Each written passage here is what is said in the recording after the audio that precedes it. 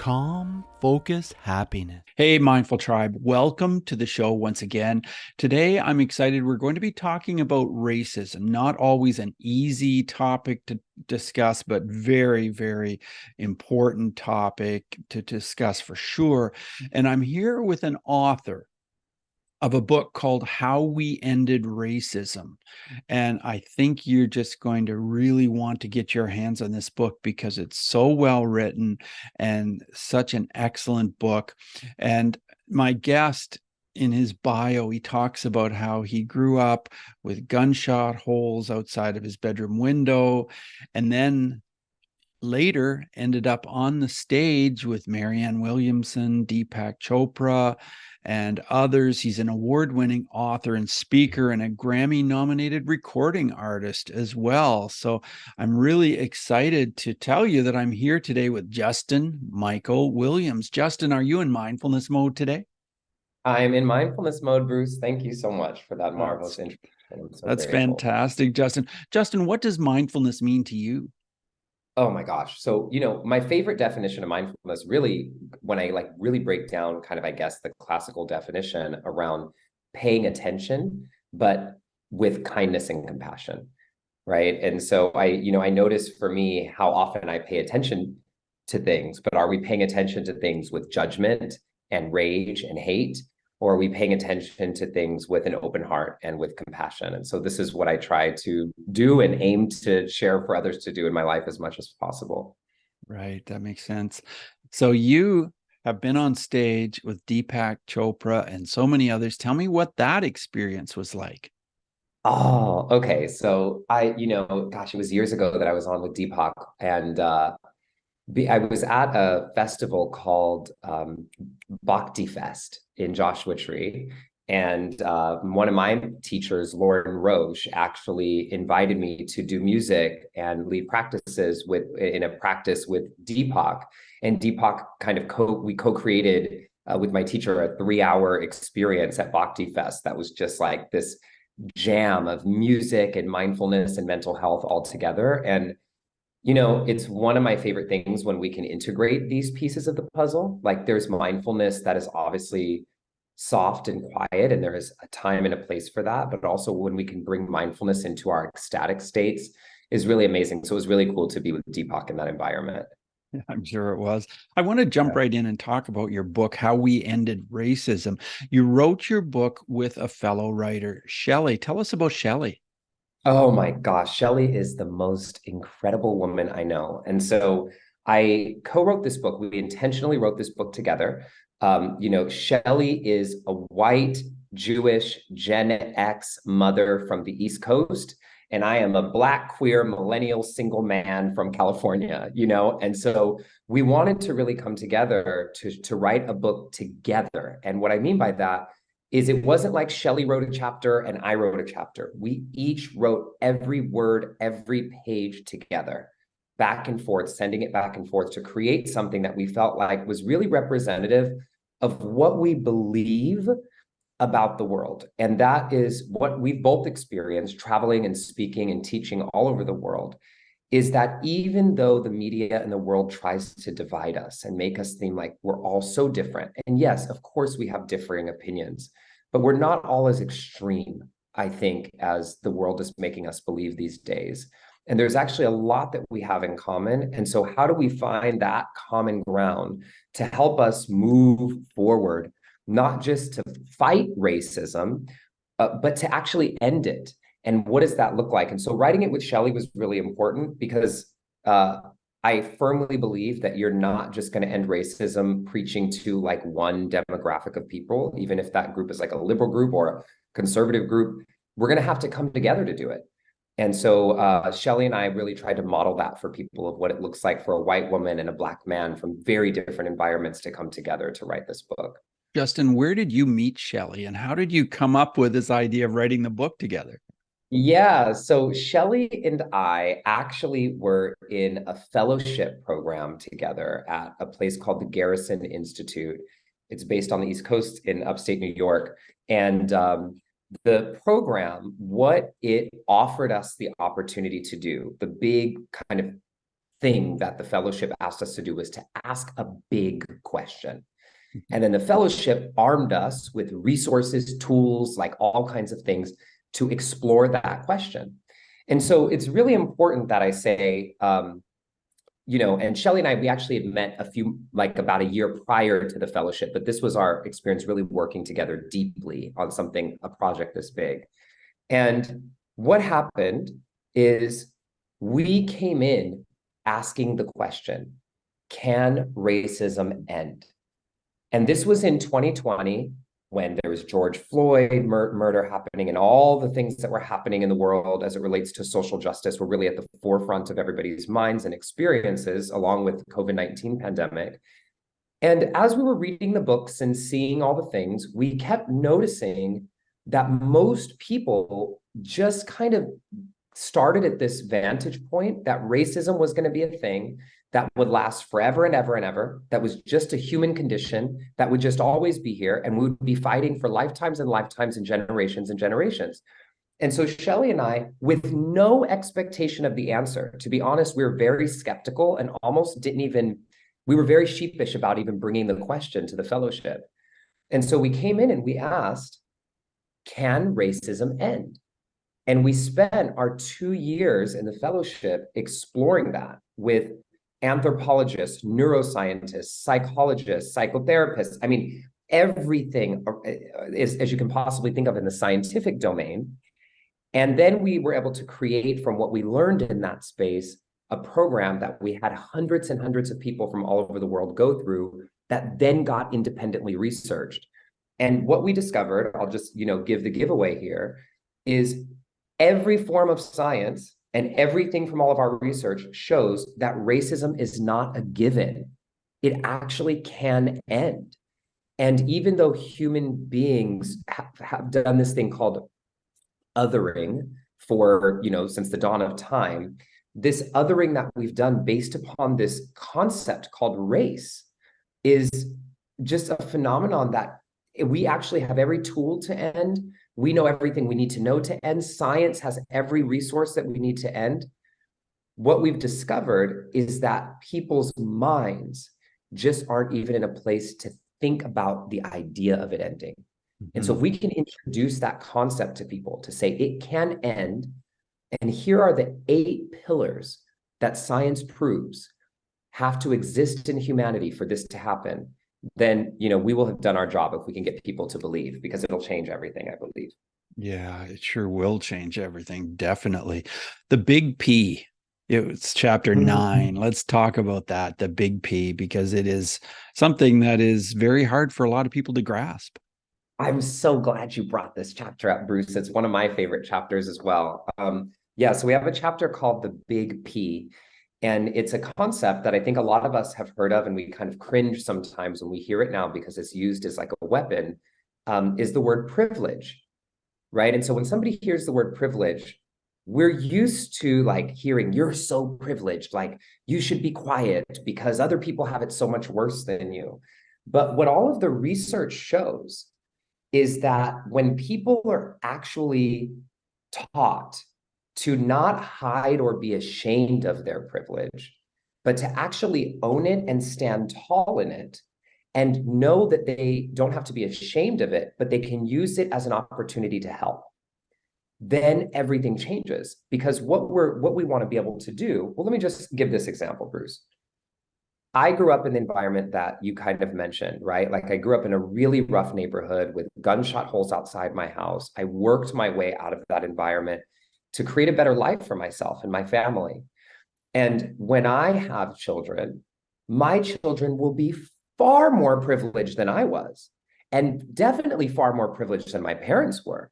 And I sure hope that's the case, right? Like that's what I've worked this hard for. And so why would I want them to be ashamed of that or to hide that? And so I think this is what a lot of people have to remember in context is no matter how we got here, even if we reset the world, within about 5 minutes, somebody would have more than someone else, right? And so we're never going to be on an equal playing field. So what we're trying to inspire people to do and what we want people to learn is instead of being ashamed of your privilege, how do you understand it more deeply, and use it as a platform to be of greater service to the world. And if we're teaching our kids and our children how to do that, as they're getting more privileged generation by generation, hopefully, then we're raising kids who actually know how to help and serve the world in more meaningful ways. Yeah, Justin, that makes so much sense. And I'm so glad that you devoted a whole chapter to this and you just addressed it head on. I want to talk to you about the shadow work that you did. Tell us about that. Okay, Bruce, you're asking my favorite questions. This is getting me very excited. So, shadow work was something that I was not willing to write this book without. We had a lot that we had to cut from the book just to make it tight enough, for people to read. Mm-hmm. So it wasn't like a 600-page book, on activism. And shadow work was one of the things I was unwilling to cut, because what shadow work is, for the people who are listening who are unfamiliar, but you may have heard of it maybe in the periphery, shadow work is all the things in your life or in our world that are out of your field of awareness, but that are making your choices for you. And so I want to be really clear on that. There's a lot that's out of our field of awareness, but when we're doing shadow work, we're looking at the things that are out of our awareness that are making our choices for us. And so how can it be that something is choosing for us? And sometimes those choices are taking us in the opposite direction of who we say we want to be or where we say we want to go. And so in the book, we talk about this in depth because our unresolved wounding, if not tended to, very sacredly and tenderly, will end up coloring all of our activism and all of our work for well-being. And if our unresolved wounding is coloring all of our work, then we're just perpetuating these same problems again and again with a slightly different twist. Yeah, we really are. I want to talk to you about your music and your song that you recently did with Frank Fitzpatrick, who was on my show 2 years ago on episode 703. So Mindful Tribe, if you want to check out that episode, mindfulnessmode.com/703. Tell us about the song, Justin. Yeah. So what a lot of people are surprised about when they experience my work is that I'm also a musician. I have the gift of getting nominated for a Grammy this last year, which was like big lifelong dream for me. I was pinching myself the whole time there on the red carpet, and I'm just so grateful for that experience. And the reason I use music in my work is because music, I mean, historically, for all of our ancestors, has always been a part of our healing. Always. Right? Song and music. The music, I say, is the medicine. It's the sugar that makes the medicine go down, actually. And I worked on a song, and I actually have an album coming out in February that I co-wrote and produced the entire project with Frank Fitzpatrick. And it's a project called Soul Child. And it's bringing us back to that child in each of us who just wants to know that they are loved, but has to go through a journey of healing to transform itself to become the adult. And when I look at this project, the song that just came out is called Hello. It's a project that really takes us from how we come into this world, whether you're coming into the world now as an activist, or you're coming into the world now as someone who's wanting to heal or meditate, like whatever entry point you're starting out today, not just when you were born. And then the journey that we have to go through, the ebbs and flows, so that we can transform and become the highest version of ourselves. And so the music is hopefully music that can minister and really help people feel deeply and feel that journey of transformation as they are exploring their healing journey as well. Yeah. Thanks for telling us about that. And Mindful Tribe, the website is justinmichaelwilliams.com. And there are links there to, well, his book and his music. And you'll see when you go there, justinmichaelwilliams.com. Justin, I want to talk to you about your faith. Tell us about your faith and what that means to you and what a role that plays in your life. I'm so grateful that you asked this. So, my faith has been like, if I go into my core definition of faith, and this is something I write about, it's one of my favorite things to teach and talk about, is fear and faith are the same thing.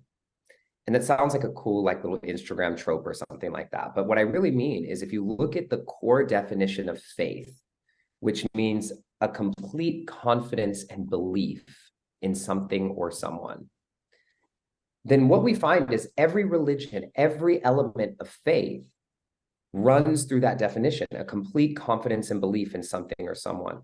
And fear and faith are the same thing. They're just requiring us, both of them are requiring us to believe in something you can't see and that hasn't happened yet. And so the thing that we have to remember, however, is who we become when we believe in fear is very different than who we become when we believe in faith. And I learned this story at a super young age, this lesson at a really young age. Growing up, I grew up Christian. Now I've explored with so many different religions and traditions and techniques that now I'm kind of just an everythingist, and finding the joy and the love and in a lot of different things. But what I will say is at a young age, I learned by looking around at me in my environment that if I had faith, not just in a God, but that there was more possible for my life in the world, then I would start to become someone who was creating those possibilities for there to be more possible for myself and for the world. If I was somebody who believed in fear, meaning that my circumstances were my limitations, then I would be a person who was creating circumstances for myself and others that were limiting. And so I watched this unfold with friends and family around me who grew up in the same environment around me as me, and watching their mindset and how a mindset of believing what's possible shifts what is possible for you.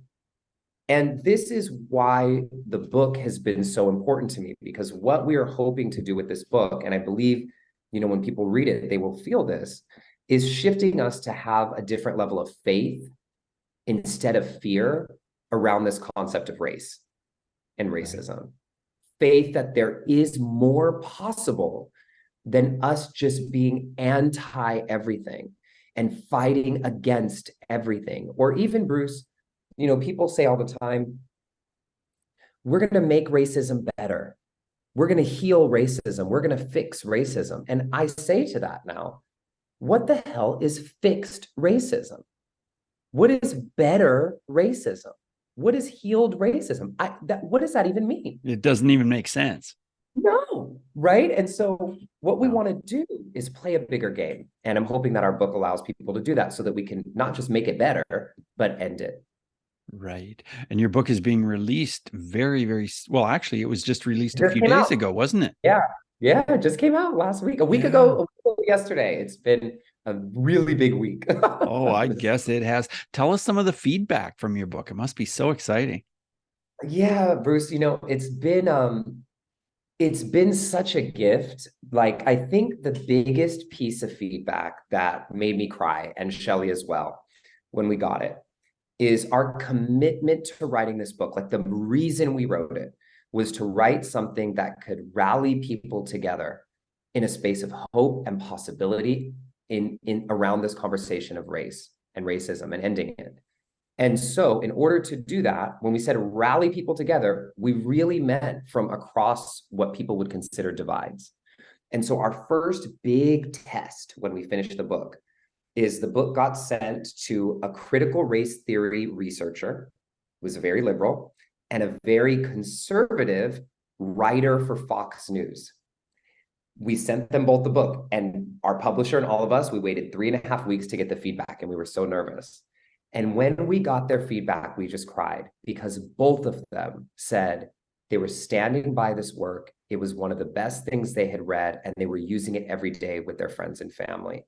And when we looked at their responses to the inner work that happens in the book, we have all these sections of kind of mindfulness, actually inner work practices that happen throughout the book. You would have been shocked that these two people had so many of the same responses, but could never probably sit in a room together because they've been taught to hate each other. And so that feedback, that this book is not just for liberal left, but if people are looking for a book for their conservative person in their family, or if they're conservative themselves. This is a book that really, I think we can all rally around and hopefully use together to make a better world. I love that. That is fantastic. And I want to talk to you about meditation. And I know you wrote another book that was a meditation guide. Tell us about the meditation in your life. Oh my gosh, Bruce. I mean, meditation is the glue that keeps my whole life together. I've been meditating now for, this will be 15 years, which is a long time in my life. I'm 35. Right. And so 15 years is significant. You know, I started learning to meditate when I was 19, 18 going on 19, and has been just a very consistent practice for me. And, you know, for me, there's a lot of benefits to meditation, and I can go on and on here, and I know you talk about it a lot in your amazing podcast, which I've had the gift of listening to. But the one benefit that I'll say for me that is the most significant is, I say that prayer is when you're kind of speaking to or asking your source of higher power for something. And meditation is when you're listening to the messages coming back to you.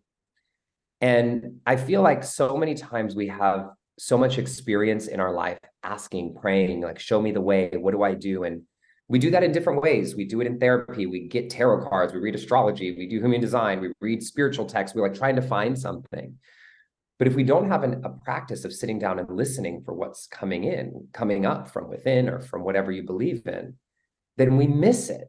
We miss the message. And for me, my meditation practice has been a home base for me to keep coming back to my faith, to keep coming back to my faith in a bigger possibility for humanity and what I believe in every day, even when the world is so challenging, right? I have to have a home base to come back to plug myself into what I really believe is important. And so this is how my practice really serves me in a powerful way.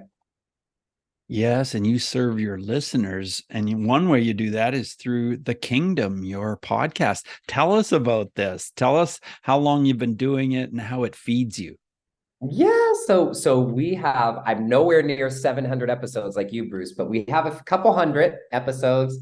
But the interesting news is that you're asking about this. The Kingdom podcast, we just did our last episode. It's coming to a close. I've been doing the podcast for 3.5 years, very consistently.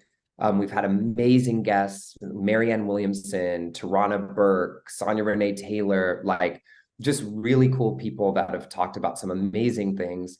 And all of that will stay up online. It's also on video. But my main, mission with the Kingdom was to bring people in their podcast ears a church-like experience that wasn't religious at all. So we have live music. I tell people the podcast is like church meets an interview meets a TED Talk, to really give people an entertaining experience as they're healing. And it's been a beautiful experience. But now as my travel schedule and stuff is picking up, it's not as realistic for me to sustain.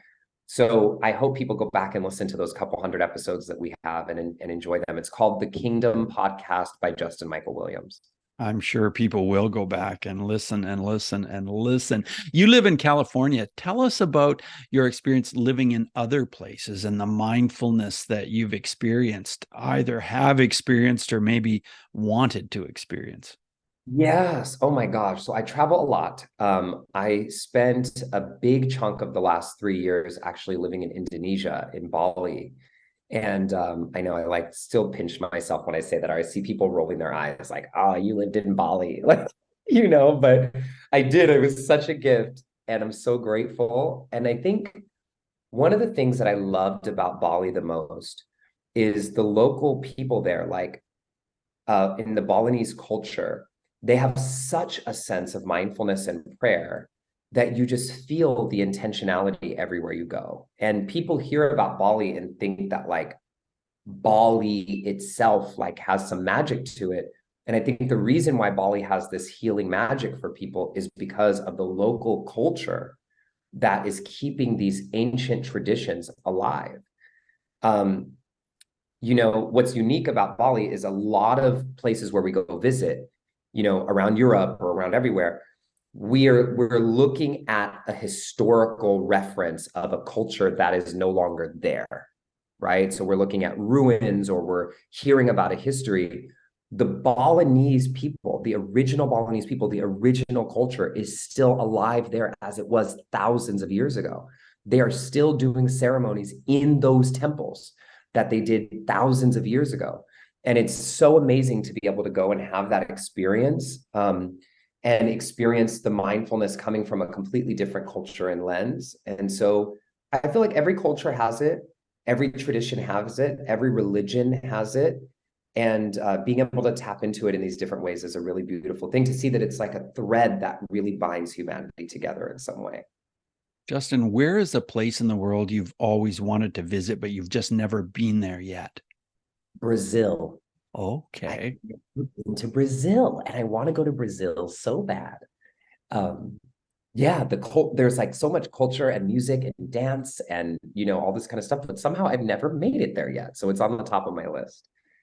Well, I'm sure it'd be a wonderful place to visit. I know that we're going to be visiting Peru soon, but we don't have Brazil on our agenda. Peru is supposed to be amazing too. So one of my good friends just went there for his birthday. So I've heard many amazing things about it. I hope you have a great trip. Oh yeah. Yeah, we're looking forward to it. So tell us more about the book and the messages that you are hoping to get through, and what you really wanted to leave with the reader when they were finished reading this book. So there are two main things that I'll talk about here. The first is, in the fight against racism, I'm using that language very specifically, we focused so much of our energy historically on what we're fighting against, what we're anti, and what we need to break down. And the question that we really ask and try to help solve and help other people solve in the book, it's not like Shelly and I have all the answers. We're actually just prompting the right questions so that all of us can come up with these answers in our own communities. Is, once all of this is dismantled, well, what's left? What are we building? What are we walking toward? What is the future that we're creating that's worth fighting for? What is the vision that we're walking into? We can't just focus our energy on canceling, being anti, and breaking things down. We also have to spend our energy into being visionary and looking at what can be created that is a better solution. And so this book is very much about what we're for and not what we're against.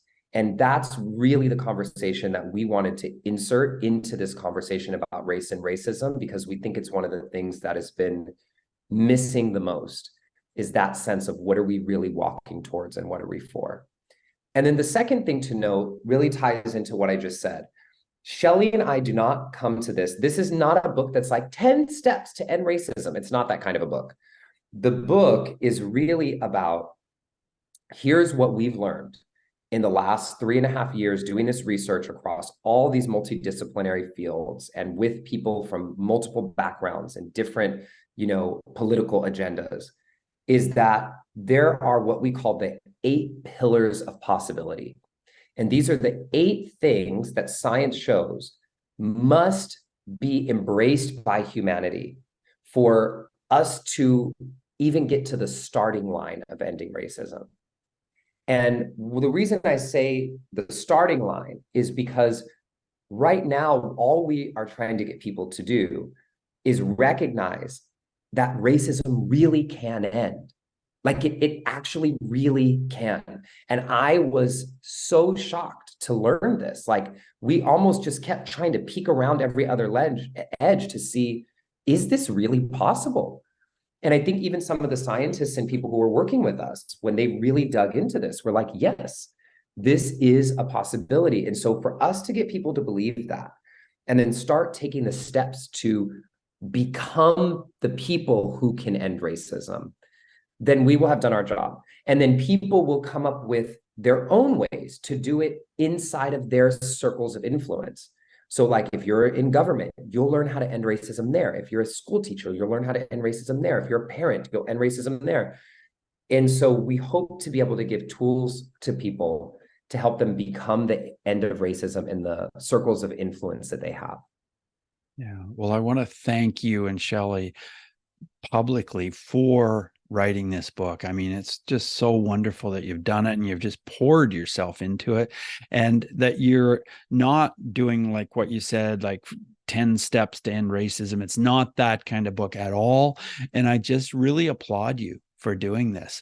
As we move forward in our interview, Justin, I want to ask you 5 quick answer questions. So just 30-second answers are perfect. The first one is this: who is one person that has been a really powerful mindfulness influence in your life? Oh, I will say Frank, actually, Fitzpatrick. He's brought mindfulness into my music in a way that I didn't have access to before meeting him, and I'm so grateful for him. Oh, he's amazing. He really is. And let's talk about your emotions. So, how has mindfulness changed how you deal with your emotions? Ooh, that's a big one, and I love it because I think the main thing that I can say in 30 seconds is it's allowed me to stretch my capacity to allow the waves of emotions to roll through me without me getting thrashed around by those waves. And that alone has saved me from making so many bad choices in my lows and bad choices in my highs, to just be able to sit and run with it. Right. Let's talk about breathing. We haven't touched on this yet in the interview. What are your thoughts on breathing as breathing relates to mindfulness? It's one of the first things that I do when I sit down to meditate, is just do a short breathing practice. And whether people are doing like breath work or whatever it is, like I honestly just like taking a few like big deep breaths before I practice. I know the science of it is just helps regulate the nervous system. For me, breathing is an essential part of as a healthy mindfulness practice. Totally. Your book, How We Ended Racism, is awesome. Any other books that you would recommend that are related to mindfulness? Oh, yes. Okay. So there is, I love that you asked this question because I have a few books that I just really love. There's a book, well, Shelly has a great book that she wrote before our book together. This is both of our second books. Shelly's book is called Sit Down to Rise Up. It is an actual mindfulness and self-care book to help us stand up more deeply in the world. And it's very specifically about mindfulness and self-care. It's amazing. The second book that I'll mention is Bringing Your Shadow Out of the Dark. It's by an author named Robert Augustus Masters. It's one of my favorite books on shadow work that's really practical and allows us to understand it deeply. And then Frank Fitzpatrick book, Amplified, is really phenomenal, which I know you talked about in your episode with him, I'm sure. Yes. It's phenomenal because it helps us understand really the mindfulness aspect of what's happening as it relates to music. And if people can understand those dimensions, you know, how to take action, how to dive deep into our shadow, and how to use, you know, art and music, which is something we engage with every day. Even if you're not an artist, you're engaging with art and music in grocery stores all over, like, and use that in a mindful way that helps to transform. It's a game changer for your whole life. Yeah, for sure. Tell us about an app that helps you in your life. My favorite app, and I actually have like, I don't know, 40 or 60, I don't even know how many guided meditations that I lead on this app, is called Insight Timer. They have so many amazing teachers. I mean, it's just unbelievable how many teachers they have on this app. And a lot of people know Insight Timer because they like use it as a timer when they're meditating and like a little bell. But if you actually go into the app, and it's free, like they have a premium thing where you can get access to more things, but they have many hundreds of thousands of free courses, or many thousands at least, of free meditations from people. And it's awesome. And I have tons of meditations on there. So it's one that I personally use as well. Fantastic. Yes, I do too. So, as we wrap up the interview, I want to just ask you, Justin, for any final words of advice that you can leave with us. Well, just love yourselves, people. You know, I think right now, with everything going on in the world, the ability for us to love others is really important, and also the ability to really love ourselves. And by loving ourselves, you know, we expand and open our hearts in deeper ways. And I really believe it's through opening our hearts that we're going to start to solve some of the problems that we're seeing in the world right now. Yeah, great insight. Thank you so much for being on the show, Justin. I really appreciate knowing you. Thanks, Bruce. You too. Thanks for such a great interview. All the best. Bye now. Bye.